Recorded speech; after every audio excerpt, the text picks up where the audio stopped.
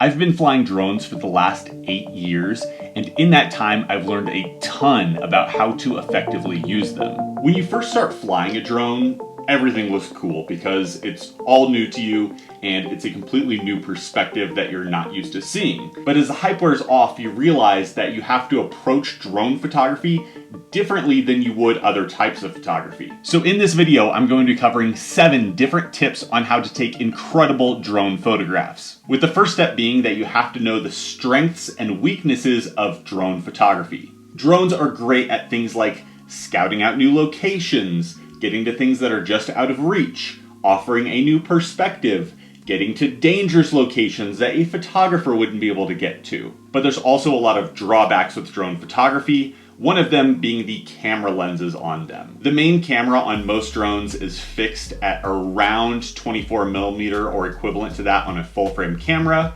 And typically when you're shooting wide angle on a camera on the ground, you're kind of looking for foregrounds or foreground elements to add into your photos. And that's going to be very difficult when your camera is 100 feet in the air. Oftentimes I'm looking for compositions where I can use leading lines instead. Drones, at least at this point in time, are also incapable of producing sun stars. Instead, when you're shooting into the sun, they just produce a ton of gross flare. This means that if you're shooting into the sun, you have to be doing so when the sun is filtered through things like clouds. Drone batteries also don't last for that long. At most, you usually get about 30 minutes in the air when you're kind of actively flying around.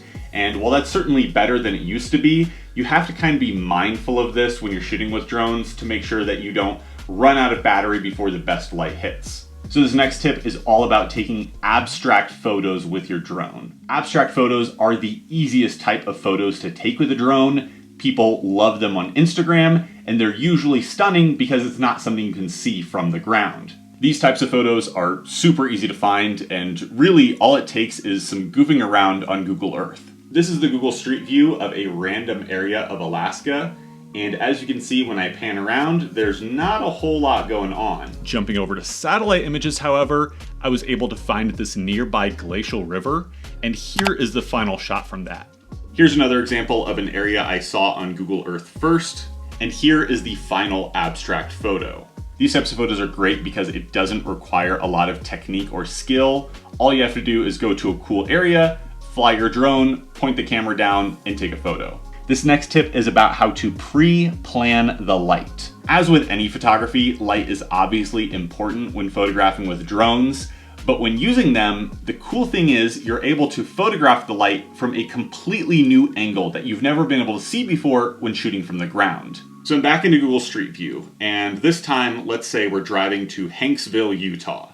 And then out the left-hand side of your view, you see, whoa, what's this little spire doing over here? That looks like it could be a cool subject. So then you jump on over to Google Satellite Images, and you're able to identify where the spire is. From here, you can change the view to go to terrain, zoom out a little bit, and then you can see on the western side of the spire, there's a big mesa. As a kid, of course, we learned the sun goes down in the west, and in the west, in this case, it's being blocked by a big mesa. So we know that sunset light is not going to work on this spire because it is going to be blocked.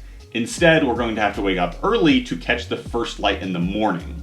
Driving out and flying the drone at the spire first thing in the morning allows you to get a photo with dramatic light like this.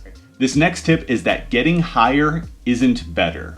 It is super tempting when you first get a drone to just fly this thing as high as it will go and test the limits and just see this whole new world in a completely new perspective. Ignoring legalities though, this oftentimes means that you're just adding more and more and more to the image.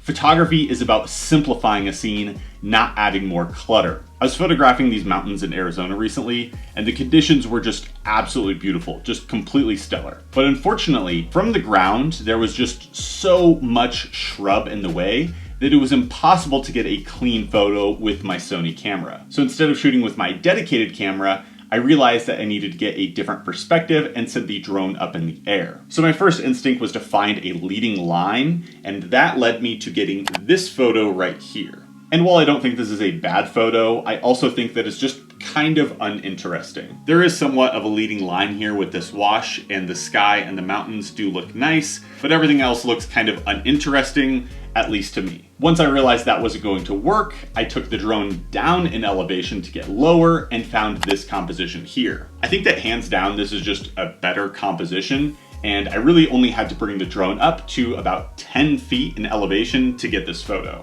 This next tip is kind of similar to the idea that getting higher isn't always better, and that is, don't be afraid to get close. Very frequently when I am lining up a shot with the drone, these little proximity sensors will start going off and the controller will start beeping at me. And it's telling me that I'm getting too close to something, and I don't care. As long as you're not going too fast, the technology is really good and I trust that it is not going to crash. Here's a shot from Utah that I took recently. This was taken near Goblin Valley State Park, and I found this cool notch in a big butte. I had to get the drone as close as it would possibly allow to this edge to get that framing. Here's another example of getting close. This time from a snow-covered forest in Alaska. The drone was right in front of these trees and I was getting all sorts of beeping from the sensors, and that's okay because I know that I needed to be that close to the trees in order to get this shot. This next tip is that you need to edit your drone photographs. Obviously, all photos need some editing, but the raw files that you get from a DJI drone are ridiculously flat. It can feel a little bit weird at first when you're bringing the shadows or the highlights all the way to 100 and adding the contrast to like +50, +75. But I often find myself having to do this in order to get a decent looking photo. Here's a photo I recently took of some badlands in Arizona, and you can see that right now in its raw state, it looks almost monochromatic. It almost looks like a black and white photo, very low saturation, very low contrast. But after I'm done editing it, you can see it really brings a lot of life back into the raw file. This last tip is about how to shoot drone panoramas. Every drone has a panorama button where you just press it and it takes a panorama for you, but unfortunately this is pretty useless. When you press this button, the drone takes over and does its own panorama. You, as the pilot, don't have control over where the panorama starts and where it ends. I love drone panoramas. I've won awards with my drone panoramas. Using that auto panorama button is a great way to get crap. You will get much better results by taking your panoramas manually. One of the really cool things about taking drone panoramas is there's essentially two different ways that you can take them. One of them is just like taking panoramas with your dedicated camera, where you simply rotate and take photos along the way. The second technique though is where you can actually physically fly the drone between multiple points and take photos at different locations. This allows you to get really wild perspectives. You just need to make sure though that you're taking a lot of photos along the way, otherwise it gets a little bit wonky when stitching. So here's a great example of a top-down drone pano like I was just describing. For this panorama, the drone was looking directly down at this cool pattern on a dried lake bed, and I actually flew the drone almost 1,000 feet going from left to right and snapping photos along the way. That's the last tip. Thank you guys for watching, and I'll see you next week.